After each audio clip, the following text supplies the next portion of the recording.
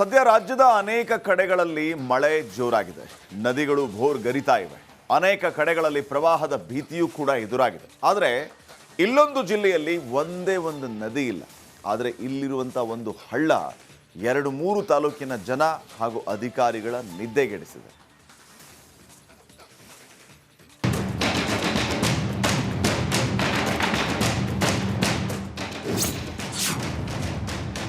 ವಿದ್ಯಾಕಾಶಿಯಲ್ಲೇ ಪ್ರವಾಹದ ಆತಂಕ. ಧಾರವಾಡ ಜಿಲ್ಲಾಡಳಿತ ಹೈ ಅಲರ್ಟ್. ಉತ್ತರ ಕರ್ನಾಟಕ ಭಾಗದ ಪ್ರಮುಖ ಜಿಲ್ಲೆ ಧಾರವಾಡ. ಒಂದ್ ಕಡೆ ಉತ್ತರ ಕನ್ನಡ, ಮತ್ತೊಂದು ಕಡೆ ಬೆಳಗಾವಿ ಜಿಲ್ಲೆಯ ದಟ್ಟ ಅರಣ್ಯದೊಂದಿಗೆ ಗಡಿಯನ್ನ ಹಂಚಿಕೊಂಡಿದ್ರು ಧಾರವಾಡದಲ್ಲಿ ಒಂದೇ ಒಂದು ನದಿ ಇಲ್ಲ. ಆದ್ರೂ ಈಗ ಇಲ್ಲೇ ಪ್ರವಾಹದ ಆತಂಕ ಎದುರಾಗಿದೆ. ಹೀಗೆ ಶಾಂತವಾಗಿ ಹರಿತಾ ಇರೋದು ಧಾರವಾಡ ಜಿಲ್ಲೆಯ ನವಲಗುಂದ ತಾಲೂಕಿನ ಬೆಣ್ಣೆಹಳ್ಳ. ಸದ್ಯ ಇದೇ ಹಳ್ಳವೇ ಈಗ ಸುಮಾರು 56 ಹಳ್ಳಿಗಳಿಗೆ ಪ್ರವಾಹದ ಭೀತಿಯನ್ನ ತಂದಿಟ್ಟಿದೆ. ಇದೇನಿದು ಇಷ್ಟು ಸಣ್ಣ ಹಳ್ಳ, ಇಷ್ಟೇ ನೀರಿದ್ರೂ ಪ್ರವಾಹದ ಭೀತಿನ ಅನ್ನೋ ಪ್ರಶ್ನೆ ಉದ್ಭವಿಸದೇ ಇರೋದು. ಆದ್ರೆ ಹೀಗೆ ಶಾಂತವಾಗಿ ಹರಿಯುವ ಈ ಬೆಣ್ಣೆಹಳ್ಳ ಅತಿ ವೇಗವಾಗಿ ತುಂಬಿ ರೌದ್ರಮಯವಾಗಿ ಹರಿದು ಪ್ರವಾಹ ಸೃಷ್ಟಿಸುವ ಟ್ರ್ಯಾಕ್ ರೆಕಾರ್ಡ್ ಹೊಂದಿದೆ. ಎಮ್ನೂರು ಭಾಗದ ಬೆಣ್ಣೆಹಳ್ಳದ ಬಳಿ ನಾವೇನು ನೋಡ್ತಾ ಇದೀವಿ. ಬೆಣ್ಣೆಹಳ್ಳ, ಈ ಬೆಣ್ಣೆಹಳ್ಳಕ್ಕೆ ಯಾವುದೇ ಕ್ಷಣದಲ್ಲಾದರೂ ಪ್ರವಾಹ ಬರಬಹುದು ಅನ್ನುವಂಥ ಒಂದು ಅಂದಾಜನ್ನು ಮಾಡಲಾಗಿದೆ. ಹೀಗಾಗಿ ಈಗ ಜಿಲ್ಲಾಡಳಿತ ಈ ಒಂದು ಬೆಣ್ಣೆಹಳ್ಳದಲ್ಲಿ ಏನು ಇಳಿದು ಜನ ಸ್ನಾನ ಮಾಡ್ತಾರೆ, ಜನ ಇಲ್ಲಿ ಇಳಿತಾರೆ, ಇಳಿಯೋದನಿಗೆ ನಿಷೇಧಿಸಲ್ಲ. ಯಾಕಂದ್ರೆ ಏನು ಯಮನೂರಿನಲ್ಲಿ ನಾವೇನು ಪ್ರದೇಶವನ್ನು ನೋಡ್ತಾ ಇದ್ದೇವೆ, ಇಲ್ಲಿ ಸಾಕಷ್ಟು ಬಟ್ಟೆಗಳು ಬಿದ್ದಿದ್ದನ್ನು ಕೂಡ ನೋಡ್ಬೋದು. ಇನ್ನು ಚಾಂಗದೇವರ ಪ್ರಸಿದ್ಧ ಚಾಂಗದೇವರ ಜಾಗೃತ ಸ್ಥಳ ಇರುವಂಥ ಒಂದು ಯಮನೂರಿಗೆ ಅಂತಾರೆ. ಬೆಣ್ಣೆಹಳ್ಳಕ್ಕೆ ಜನರ ಪ್ರವೇಶಕ್ಕೆ ನಿಷೇಧ. ಎಸ್, ಈಗ ಜನ ಈ ಹಳ್ಳಕ್ಕೆ ಇಳಿಯೋದನ್ನೇ ನಿಷೇಧಿಸಲಾಗಿದೆ. ನವಲಗುಂದ ತಾಲೂಕಿನ ಯಮನೂರಿನಲ್ಲಿ ಚಂಗದೇವರ ಜಾಗೃತ ದೇವಸ್ಥಾನವಿದೆ. ಇದು ಹಿಂದೂ ಮುಸ್ಲಿಮರ ಭಾವೈಕ್ಯತೆಯ ತಾಣ. ಕರ್ನಾಟಕ ಮಾತ್ರವಲ್ಲದೆ ಮಹಾರಾಷ್ಟ್ರ, ಆಂಧ್ರ ಪ್ರದೇಶ, ತೆಲಂಗಾಣ ಭಕ್ತರು ಇಲ್ಲಿಗೆ ಬರ್ತಾರೆ. ಇಲ್ಲಿಗೆ ಬರೋರು ಯಮನೂರು ಸೇತುವೆ ಬಳಿ ಬೆಣ್ಣೆಹಳ್ಳದಲ್ಲಿ ಸ್ನಾನ ಮಾಡಿಯೇ ದೇವರ ದರ್ಶನಕ್ಕೆ ಹೋಗ್ತಾರೆ. ಆದ್ರೆ ಯಾವುದೇ ಸಮಯದಲ್ಲಿ ಹಳ್ಳಕ್ಕೆ ಅಪಾರ ನೀರು ಬರುವ ಸಾಧ್ಯತೆ ಇರೋ ಕಾರಣಕ್ಕೆ ಈಗ ಈ ಹಳ್ಳಕ್ಕೆ ಸ್ನಾನಕ್ಕೆ ಇಳಿಯೋದನ್ನ ನಿಷೇಧಿಸಲಾಗಿದೆ. ಇಲ್ಲಿ ಲಕ್ಷಾಂತರ ಜನ ಭಕ್ತರು ದೇವಸ್ಥಾನಕ್ಕೆ ಬರ್ತಾರೆ ಸರ್. ಇವು ಮಳೆಗಾಲ ಟೈಮ್ನಾಗ ಅವ್ರು ಜಳಕಕ್ಕೆ ಹೋಗಕ್ಕೆ ಅನಾನುಕೂಲಗಳು ಭಾಳ ಆಕವ್ರಿ ಸರ್. ಅಂದ್ರೆ ಜಾರಿ ನೀರೊಳಗೆ ಬೀಳೋ ಚಾನ್ಸಸ್ ಭಾಳ ಇರ್ತೈತಿ. ಅದಕ್ಕೆ ಸ್ಟೆಪ್ಸಿನ ಅನುಕೂಲ, ಒಳ್ಳೆ CC ರೋಡಿನ ವ್ಯವಸ್ಥೆ ಮಾಡ್ಬೇಕಂತೇಳಿ ಸ್ವಲ್ಪ ಕೇಳ್ಕೊಂತೀವಿ ಸರ್. ಬೆಣ್ಣೆಹಳ್ಳ ಸಂಪೂರ್ಣ ಕೆಸರಿನಿಂದ ಕೂಡಿರುತ್ತೆ.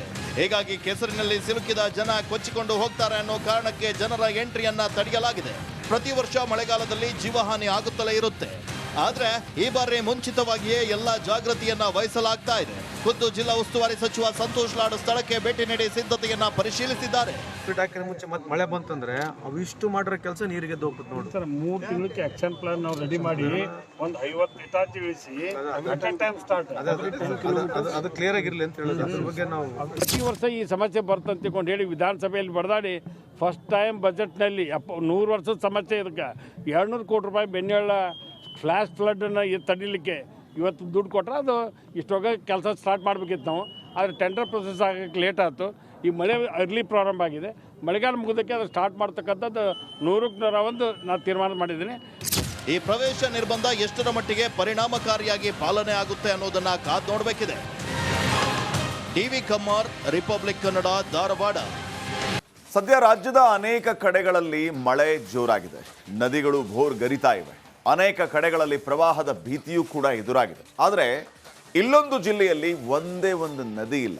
ಆದರೆ ಇಲ್ಲಿರುವಂಥ ಒಂದು ಹಳ್ಳ 2-3 ತಾಲೂಕಿನ ಜನ ಹಾಗೂ ಅಧಿಕಾರಿಗಳ ನಿದ್ದೆಗೆಡಿಸಿದೆ.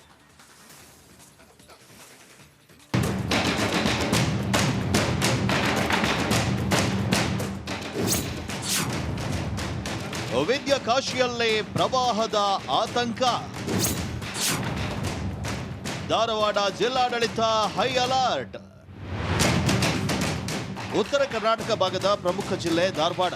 ಒಂದ್ ಕಡೆ ಉತ್ತರ ಕನ್ನಡ, ಮತ್ತೊಂದು ಕಡೆ ಬೆಳಗಾವಿ ಜಿಲ್ಲೆಯ ದಟ್ಟ ಅರಣ್ಯದೊಂದಿಗೆ ಗಡಿಯನ್ನ ಹಂಚಿಕೊಂಡಿದ್ರು ಧಾರವಾಡದಲ್ಲಿ ಒಂದೇ ಒಂದು ನದಿ ಇಲ್ಲ. ಆದ್ರೂ ಈಗ ಇಲ್ಲೇ ಪ್ರವಾಹದ ಆತಂಕ ಎದುರಾಗಿದೆ. ಹೀಗೆ ಶಾಂತವಾಗಿ ಹರಿತಾ ಇರೋದು ಧಾರವಾಡ ಜಿಲ್ಲೆಯ ನವಲಗುಂದ ತಾಲೂಕಿನ ಬೆಣ್ಣೆಹಳ್ಳ. ಸದ್ಯ ಇದೇ ಹಳ್ಳವೇ ಈಗ ಸುಮಾರು 56 ಹಳ್ಳಿಗಳಿಗೆ ಪ್ರವಾಹದ ಭೀತಿಯನ್ನ ತಂದಿಟ್ಟಿದೆ.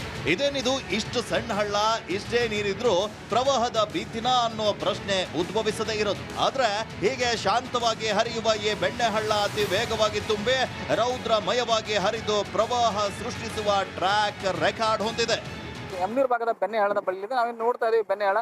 ಈ ಬೆಣ್ಣೆ ಹಳ್ಳಕ್ಕೆ ಯಾವುದೇ ಕ್ಷಣದಲ್ಲಾದರೂ ಪ್ರವಾಹ ಬರಬಹುದು ಅನ್ನುವಂಥ ಒಂದು ಅಂದಾಜನ್ನು ಮಾಡಲಾಗಿದೆ. ಹೀಗಾಗಿ ಈಗ ಜಿಲ್ಲಾಡಳಿತ ಈ ಒಂದು ಬೆಣ್ಣೆ ಹಳ್ಳದಲ್ಲಿ ಏನು ಇಳಿದು ಜನ ಸ್ನಾನ ಮಾಡ್ತಾರೆ, ಜನ ಇಲ್ಲಿ ಇಳಿತಾರೆ, ಇಳಿದನಿಗೆ ನಿಷೇಧಿಸಲಿ. ಯಾಕಂದ್ರೆ ಏನು ಯಮನೂರಿನಲ್ಲಿ ನಾವೇನು ಪ್ರದೇಶವನ್ನು ನೋಡ್ತಾ ಇದ್ದೇವೆ, ಇಲ್ಲಿ ಸಾಕಷ್ಟು ಬಟ್ಟೆಗಳು ಬಿದ್ದಿದ್ದನ್ನು ಕೂಡ ನೋಡ್ಬೋದು. ಇನ್ನು ಚಾಂಗದೇವರ ಪ್ರಸಿದ್ಧ ಚಾಂಗದೇವರ ಜಾಗೃತ ಸ್ಥಳ ಇರುವಂಥ ಒಂದು ಯಮನೂರಿಗೆ ಅಂತಾರೆ. ಬೆಣ್ಣೆ ಹಳ್ಳಕ್ಕೆ ಜನರ ಪ್ರವೇಶಕ್ಕೆ ನಿಷೇಧ. ಎಸ್, ಈಗ ಜನ ಈ ಹಳ್ಳಕ್ಕೆ ಇಳಿಯೋದನ್ನೇ ನಿಷೇಧಿಸಲಾಗಿದೆ. ನವಲಗುಂದ ತಾಲೂಕಿನ ಯಮನೂರಿನಲ್ಲಿ ಜಂಗದೇವರ ಜಾಗೃತ ದೇವಸ್ಥಾನವಿದೆ. ಇದು ಹಿಂದೂ ಮುಸ್ಲಿಮರ ಭಾವೈಕ್ಯತೆಯ ತಾಣ. ಕರ್ನಾಟಕ ಮಾತ್ರವಲ್ಲದೆ ಮಹಾರಾಷ್ಟ್ರ, ಆಂಧ್ರ ಪ್ರದೇಶ, ತೆಲಂಗಾಣ ಭಕ್ತರು ಇಲ್ಲಿಗೆ ಬರ್ತಾರೆ. ಇಲ್ಲಿಗೆ ಬರೋರು ಯಮನೂರು ಸೇತುವೆ ಬಳಿ ಬೆಣ್ಣೆ ಹಳ್ಳದಲ್ಲಿ ಸ್ನಾನ ಮಾಡಿಯೇ ದೇವರ ದರ್ಶನಕ್ಕೆ ಹೋಗ್ತಾರೆ. ಆದ್ರೆ ಯಾವುದೇ ಸಮಯದಲ್ಲಿ ಹಳ್ಳಕ್ಕೆ ಅಪಾರ ನೀರು ಬರುವ ಸಾಧ್ಯತೆ ಇರೋ ಕಾರಣಕ್ಕೆ ಈಗ ಈ ಹಳ್ಳಕ್ಕೆ ಸ್ನಾನಕ್ಕೆ ಇಳಿಯೋದನ್ನ ನಿಷೇಧಿಸಲಾಗಿದೆ. ಇಲ್ಲಿ ಲಕ್ಷಾಂತರ ಜನ ಭಕ್ತರು ದೇವಸ್ಥಾನಕ್ಕೆ ಬರ್ತಾರಿ ಸರ್. ಇವು ಮಳೆಗಾಲ ಟೈಮ್ನಾಗ ಅವ್ರು ಜಳಕಕ್ಕೆ ಹೋಗಕ್ಕೆ ಅನಾನುಕೂಲಗಳು ಭಾಳ ಆಕವ್ರಿ ಸರ್. ಅಂದ್ರೆ ಜಾರಿ ನೀರೊಳಗೆ ಬೀಳೋ ಚಾನ್ಸಸ್ಸು ಭಾಳ ಇರ್ತೈತಿ. ಅದಕ್ಕೆ ಸ್ಟೆಪ್ಸಿನ ಅನುಕೂಲ, ಒಳ್ಳೆ CC ರೋಡಿನ ವ್ಯವಸ್ಥೆ ಮಾಡ್ಬೇಕಂತೇಳಿ ಸ್ವಲ್ಪ ಕೇಳ್ಕೊಂತೀವಿ ಸರ್. ಬೆಣ್ಣೆ ಹಳ್ಳ ಸಂಪೂರ್ಣ ಕೆಸರಿನಿಂದ ಕೂಡಿರುತ್ತೆ. ಹೀಗಾಗಿ ಕೆಸರಿನಲ್ಲಿ ಸಿಲುಕಿದ ಜನ ಕೊಚ್ಚಿಕೊಂಡು ಹೋಗ್ತಾರೆ ಅನ್ನೋ ಕಾರಣಕ್ಕೆ ಜನರ ಎಂಟ್ರಿಯನ್ನ ತಡೆಯಲಾಗಿದೆ. ಪ್ರತಿ ವರ್ಷ ಮಳೆಗಾಲದಲ್ಲಿ ಜೀವಹಾನಿ ಆಗುತ್ತಲೇ ಇರುತ್ತೆ. ಆದ್ರೆ ಈ ಬಾರಿ ಮುಂಚಿತವಾಗಿಯೇ ಎಲ್ಲ ಜಾಗೃತಿಯನ್ನ ವಹಿಸಲಾಗ್ತಾ ಇದೆ. ಖುದ್ದು ಜಿಲ್ಲಾ ಉಸ್ತುವಾರಿ ಸಚಿವ ಸಂತೋಷ್ ಲಾಡ್ ಸ್ಥಳಕ್ಕೆ ಭೇಟಿ ನೀಡಿ ಸಿದ್ಧತೆಯನ್ನ ಪರಿಶೀಲಿಸಿದ್ದಾರೆ. ಮುಂಚೆ ಮತ್ತೆ ಮಳೆ ಬಂತಂದ್ರೆ ಅವಿಷ್ಟು ಮಾಡಿರೋ ಕೆಲಸ ನೀರಿಗೆ ಹೋಗ್ತದೆ ನೋಡಿ ಸರ್. 3 ತಿಂಗಳಿಗೆ ಆಕ್ಷನ್ ಪ್ಲಾನ್ ನಾವು ರೆಡಿ ಮಾಡಿ ಒಂದು 50 ಇಟಾಚಿ ಇಳಿಸಿ ಟೈಮ್ ಸ್ಟಾರ್ಟ್ ಅದು ಕ್ಲಿಯರ್ ಆಗಿರ್ಲಿ ಅಂತ ಹೇಳಿದ್ರೆ ಅದ್ರ ಬಗ್ಗೆ ನಾವು ಪ್ರತಿ ವರ್ಷ ಈ ಸಮಸ್ಯೆ ಬರ್ತಂತ ತಿಳ್ಕೊಂಡು ಹೇಳಿ ವಿಧಾನಸಭೆಯಲ್ಲಿ ಬಡದಾಡಿ ಫಸ್ಟ್ ಟೈಮ್ ಬಜೆಟ್ನಲ್ಲಿ 100 ವರ್ಷದ ಸಮಸ್ಯೆ ಇದಕ್ಕೆ 200 ಕೋಟಿ ರೂಪಾಯಿ ಬೆಣ್ಣೆಹಳ್ಳ ಫ್ಲ್ಯಾಶ್ ಫ್ಲಡ್ಡನ್ನು ತಡಿಲಿಕ್ಕೆ ಇವತ್ತು ದುಡ್ಡು ಕೊಟ್ಟರೆ ಅದು ಇಷ್ಟೊಗ ಕೆಲಸ ಸ್ಟಾರ್ಟ್ ಮಾಡಬೇಕಿತ್ತು ನಾವು. ಆದರೆ ಟೆಂಡರ್ ಪ್ರೊಸೆಸ್ ಆಗೋಕ್ಕೆ ಲೇಟ್ ಆಯಿತು. ಈ ಮಳೆ ಅರ್ಲಿ ಪ್ರಾರಂಭ ಆಗಿದೆ. ಮಳೆಗಾಲ ಮುಗಿದಕ್ಕೆ ಅದು ಸ್ಟಾರ್ಟ್ ಮಾಡ್ತಕ್ಕಂಥದ್ದು 100ಕ್ಕೆ 101 ನಾನು ತೀರ್ಮಾನ ಮಾಡಿದ್ದೀನಿ. ಈ ಪ್ರವೇಶ ನಿರ್ಬಂಧ ಎಷ್ಟರ ಮಟ್ಟಿಗೆ ಪರಿಣಾಮಕಾರಿಯಾಗಿ ಪಾಲನೆ ಆಗುತ್ತೆ ಅನ್ನೋದನ್ನ ಕಾದು ನೋಡಬೇಕಿದೆ. TV Kammar, republic Kannada, Dharwad. ಸದ್ಯ ರಾಜ್ಯದ ಅನೇಕ ಕಡೆಗಳಲ್ಲಿ ಮಳೆ ಜೋರಾಗಿದೆ. ನದಿಗಳು ಭೋರ್ಗರಿತಾ ಇವೆ. ಅನೇಕ ಕಡೆಗಳಲ್ಲಿ ಪ್ರವಾಹದ ಭೀತಿಯೂ ಕೂಡ ಎದುರಾಗಿದೆ. ಆದರೆ ಇಲ್ಲೊಂದು ಜಿಲ್ಲೆಯಲ್ಲಿ ಒಂದೇ ಒಂದು ನದಿ ಇಲ್ಲ. ಆದರೆ ಇಲ್ಲಿರುವಂಥ ಒಂದು ಹಳ್ಳ 2-3 ತಾಲೂಕಿನ ಜನ ಹಾಗೂ ಅಧಿಕಾರಿಗಳ ನಿದ್ದೆಗೆಡಿಸಿದೆ.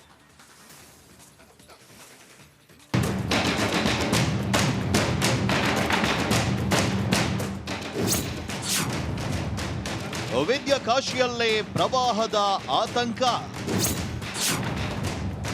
ಧಾರವಾಡ ಜಿಲ್ಲಾಡಳಿತ ಹೈ ಅಲರ್ಟ್. ಉತ್ತರ ಕರ್ನಾಟಕ ಭಾಗದ ಪ್ರಮುಖ ಜಿಲ್ಲೆ ಧಾರವಾಡ. ಒಂದ್ ಕಡೆ ಉತ್ತರ ಕನ್ನಡ, ಮತ್ತೊಂದು ಕಡೆ ಬೆಳಗಾವಿ ಜಿಲ್ಲೆಯ ದಟ್ಟ ಅರಣ್ಯದೊಂದಿಗೆ ಗಡಿಯನ್ನ ಹಂಚಿಕೊಂಡಿದ್ರು ಧಾರವಾಡದಲ್ಲಿ ಒಂದೇ ಒಂದು ನದಿ ಇಲ್ಲ.